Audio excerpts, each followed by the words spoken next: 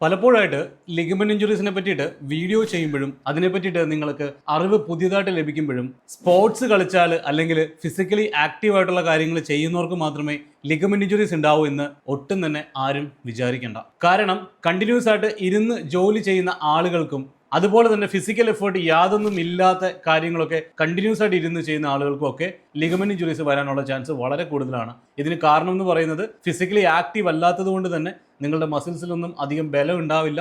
ഈ ഒരു സാഹചര്യത്തിൽ നിങ്ങൾ ചെറുതായിട്ട് ഒന്ന് ഫോഴ്സ് കൊടുത്ത് സ്പീഡിൽ നടക്കുന്ന സമയത്തോ നിന്നിട്ട് തിരിയുന്ന സമയത്തോ ഒക്കെ മുട്ടിൽ ട്വിസ്റ്റ് ഫോഴ്സ് വരാനും അതുകൊണ്ട് ലിഗമെന്റ് ഇഞ്ചുറീസ് വരാനുള്ള ചാൻസസ് വളരെ കൂടുതലാണ്. ഈ കാര്യം നിങ്ങൾ എല്ലാവരും മനസ്സിലാക്കണം. അതുകൊണ്ട് you are in A danger zone.